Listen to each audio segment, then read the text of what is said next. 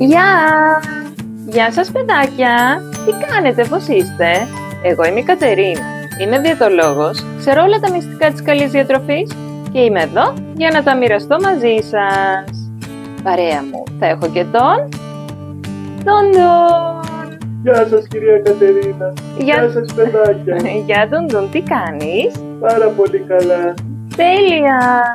Ντουντουν, σήμερα θα παίξουμε ένα παιχνίδι. Γιουπι!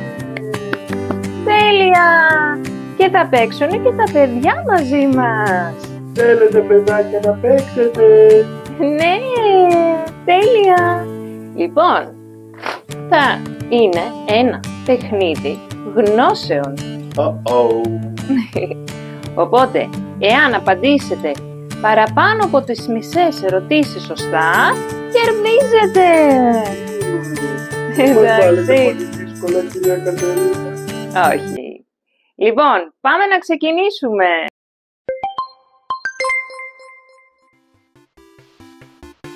Η πρώτη ερώτηση είναι: με ποιο από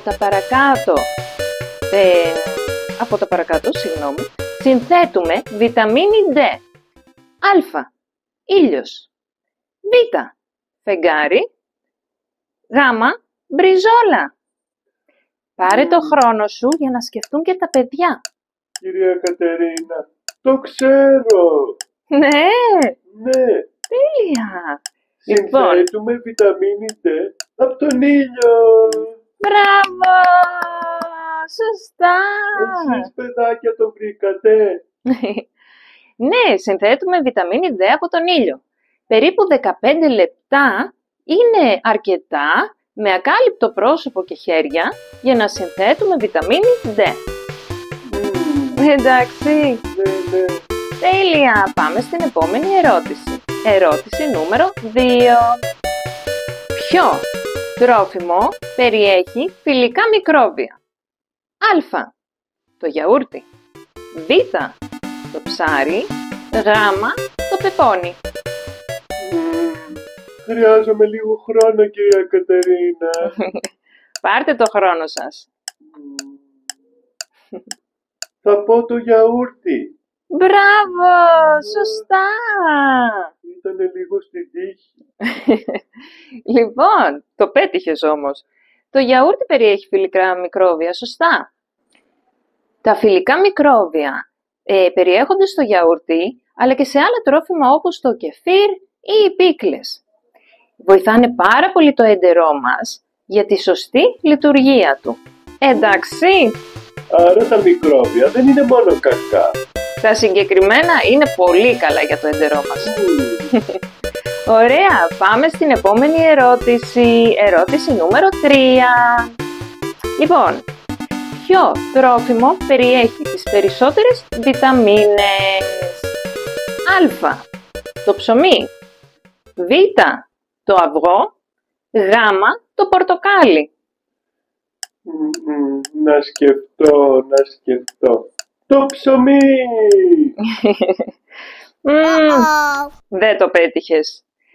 Και το ψωμί περιέχει πολύτιμα συστατικά και φυτικές ίνες. Είναι πάρα πολύ καλή τροφή, όπως και το αυγό. Είναι πολύ καλή τροφή. Αλλά τις περισσότερες βιταμίνες τις βρίσκουμε στα φρούτα και τα λαχανικά. Ωραία. Πάμε παρακάτω. Λοιπόν, επόμενη ερώτηση.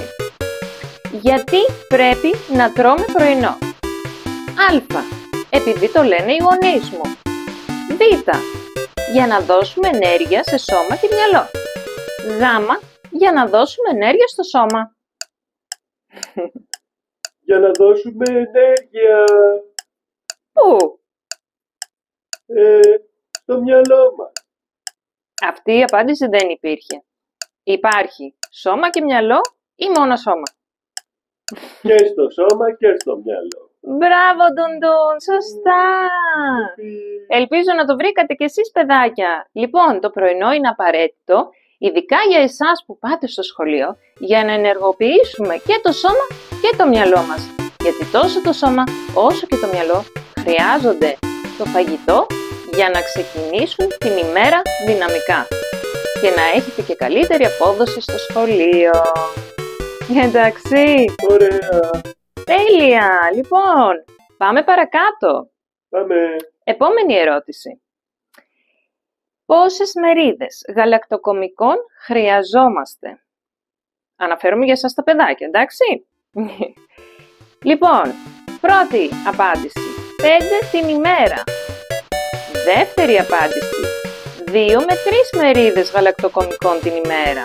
Και τρίτη απάντηση, 2 με 3 μερίδες την εβδομάδα. Άφησε όμως λίγο και τα παιδάκια να σκεφτούν, εντάξει. Σκέψου κι εσύ καλά. Νομίζω πάντως ότι το 3 δεν είναι σίγουρα. Γιατί 2 με 3 μερίδες την εβδομάδα είναι πολύ λίγο, κυρία Κατερίνα. Εγώ είμαι μεταξύ του Α και του Β. Δεν έχουμε βοήθεια κοινού. Θα διαλέξω το Β. Το Β είναι, μπράβο! Τέλεια, Ντουντού! Ναι! Χρειαζόμαστε 2 με 3 μερίδες γαλακτοκομικών την ημέρα για σωστή ανάπτυξη των οστών, των δοντιών και άλλα. Εντάξει! Ναι, κυρία Κατερίνα. Ωραία! Λοιπόν, πάμε παρακάτω. Και νομίζω είναι η τελευταία ερώτηση. Λοιπόν, γιατί δεν πρέπει να τρώμε γαριδάκια, σοκολάτες και άλλα τέτοια τρόφιμα καθημερινά? Α. Γιατί μας παχαίνουν. Β. Γιατί δεν κάνουν καλό στην υγεία μας, επειδή είναι χαμηλής θρεπτικής αξίας και επειδή περιέχουν πολύ ζάχαρη και κακά λιπαρά και αλάτι. Ή Γ. Γιατί χαλάνε τα δόντια λόγω της ζάχαρης. Αλλά εδώ υπάρχει και ένα δέλτα, όλα τα παραπάνω. Θέλετε λίγο χρόνο? Γιατί εγώ δεν θέλω χρόνο. Ξέρω την απάντηση, κυρία Κατερίνα. Ναι, τέλεια, για πες. Όλα τα παραπάνω. Μπράβο, τέλεια. Πάμε να δούμε τώρα τα αποτελέσματα. Κέρδισες? Για να δούμε. Κερδίσατε, παιδάκια. Συγχαρητήρια. Ντουντούν, κέρδισες. Τέλεια, κυρία. Είμαι καλός μαθητής. Ναι, τα πήγες πάρα πολύ καλά. Ναι. Μπράβο. Φανταστικά. Ελπίζω, παιδάκια, να κερδίσατε κι εσείς στο σημερινό μας παιχνίδι. Ήτανε πάρα πολύ ωραία, Ντουντούν. Πάρα πολύ ωραία ήταν, όντως, κυρία Κατερίνα. Νομίζω πρέπει να το επαναλάβουμε. Ναι, να το επαναλάβουμε σίγουρα. Γιατί έτσι μπορούμε και καταλαβαίνουμε και θυμόμαστε όλα αυτά που έχουμε μάθει στα προηγούμενα βίντεο. Τέλεια! Λοιπόν, παιδάκια, αυτό ήταν το παιχνίδι.